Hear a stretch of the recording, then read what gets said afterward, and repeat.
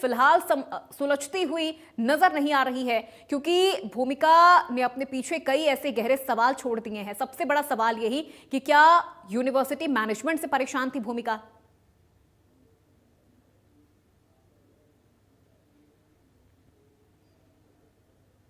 और हमारे साथ ज्यादा बातचीत करने के लिए हरियाणा महिला आयोग की अध्यक्ष रेणु भाटिया हमारे साथ लाइव जुड़ चुकी हैं। रेणु जी, बहुत स्वागत है आपका इंडिया न्यूज हरियाणा पर। यूं तो आप ऐसे मामलों में बहुत ज्यादा एक्टिव रहती हैं, हमने देखा है, और अभी आपने गुरुग्राम पुलिस कमिश्नर से इस पूरे मामले की एक विस्तृत रिपोर्ट मांगी है ताकि तुरंत कार्रवाई की जा सके। आपके नजर में अगर इस पूरे मामले को समझा जाए तो किस तरह से आप इस मिस्ट्री को देख रही हैं? देखिए, इस तरह की घटनाएं दूसरी बार बहुत जल्द दिनों में हरियाणा में हुई, जिसके लिए मुझे बहुत दुख है, अफसोस है। और छात्राएं इस तरह से आत्महत्या या हत्या के दायरे में जो आ रही हैं, इसके पीछे गहरी जांच करना बहुत आवश्यक है, क्योंकि हमारी बेटियां जिस तरह से अपना जीवन गंवा रही हैं, इन सच्चाइयों का सामने आना बहुत जरूरी है। मुंजाल यूनिवर्सिटी की ये छात्रा, जो मैंने पूरा डिटेल पता किया, और 3 दिन से 4 दिन से पुलिस इसकी गहरी जांच में लगी है, क्योंकि अभी तक कोई आत्महत्या का कोई लेटर या कोई इस तरह से भी नहीं आया है, अभी तक तो नहीं आया है। और हत्या हुई है उसका कोई ऐसा कारण सामने नहीं पता लग रहा। इंटरनल इस बच्ची को क्या दिक्कत थी, किससे थी एक्चुअली, क्या यूनिवर्सिटी के मैटर्स में इसको दिक्कत थी या क्या उसकी पर्सनल लाइफ में कुछ ऐसी दिक्कत थी, ये छानबीन पुलिस कर रही है गहराई से। जो मेरी बात ऑफिशियल से हुई उसमें वो उसके पुलिस फोन रिकॉर्ड्स और वो सारा खंगाल रहे हैं। हमने भी सुमोटो लिया है, पुलिस कमिश्नर को भेजा है, और डिटेल्ड जानकारी पता करके हमें उससे तलब कराएं, ये भी हमने आज आदेश पारित किए हैं। परिवार का नंबर मैंने मांगा है जी। थोड़ी देर पूर्व मेरी बात हुई, मैंने परिवार का नंबर मांगा है, मैं उनसे भी बात करना चाहूंगी ताकि ये पता लग सके कि उनकी बच्ची को एक्चुअल दिक्कत क्या थी। क्योंकि इमिडिएटली बच्ची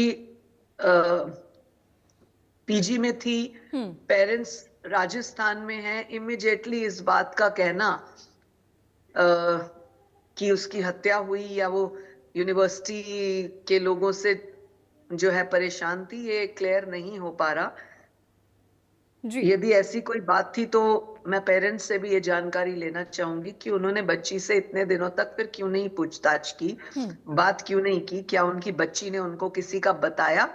परंतु कुल मिला के पूरे प्रकरण की मैं अगर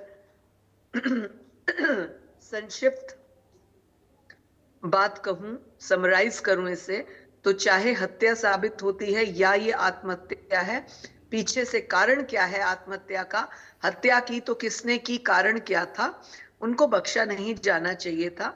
सरकार से भी मैं इस चीज के लिए निवेदन करूंगी कि इसकी गहराई से जांच हो, और मैं टाइम टू टाइम पुलिस अधिकारियों के साथ संपर्क में हूं। बिल्कुल रेणु जी, देखिए, जैसा आपने कहा कि आपने परिवार का भी नंबर मांगा है, आप उनसे बात भी करेंगी और बहुत सारी ऐसी जानकारी है जो परिवार के जरिए आप लेना चाहेंगी। देखिए, मुझे लगता है ये बहुत बड़ी मदद परिवार के लिए भी होगी, मॉरल तौर पर भी अगर देखा जाए तो आपका उनसे मिलना या आपका उनसे बात करना, ये एक बहुत बड़ी मदद परिवार के लिए भी होगी। अब अगर बात करें यूनिवर्सिटी की, तो क्या आपको वाकई लगता है कि यूनिवर्सिटी कुछ छुपा रहा है, मैनेजमेंट में कोई लूप होल है जिस वजह से छात्रा की जान गई, या फिर उसने सुसाइड किया? देखिए, अभी तक तो जितनी पुलिस ने जांच की है ऐसा कुछ सामने आया नहीं है, लेकिन फिर भी पुलिस गहराई से जांच कर रही है।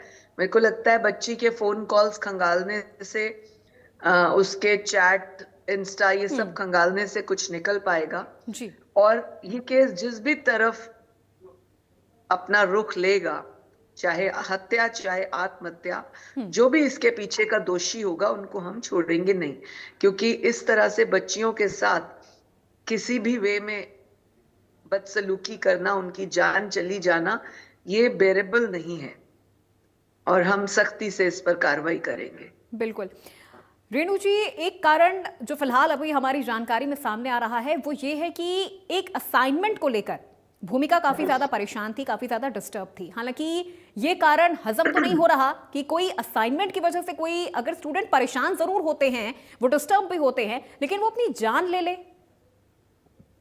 देखिए, शिक्षा के क्षेत्र में जब आप उतरे हैं और आप हायर स्टडीज कर रहे हैं, ग्रेजुएट पोस्ट ग्रेजुएट हो रहे हैं, तो इसमें आपको असाइनमेंट्स भी बनानी होंगी, इसमें आपको फर्दर स्टडी भी करनी होगी, रिसर्च भी करना होगा।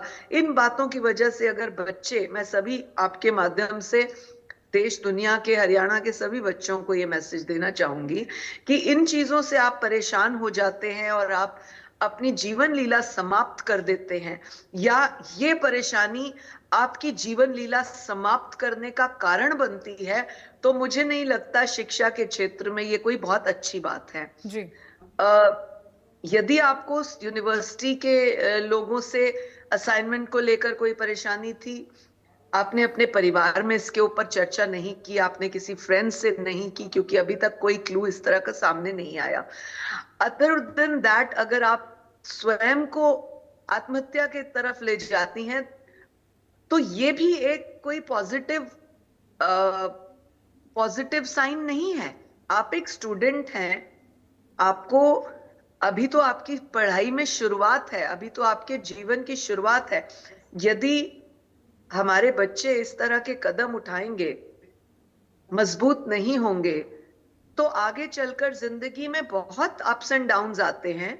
एक स्टूडेंट को आगे चल के काम भी करना होता है, करियर भी बनाना होता है, आगे चल के परिवार बनाने होते हैं। जिंदगी में कई दिक्कतें, उतार और चढ़ाव आते हैं। रात के बाद हमेशा सवेरा आता है। मेरे देश के बच्चों को ये नहीं भूलना चाहिए। अंधेरे के बाद उजाला जरूर आता है।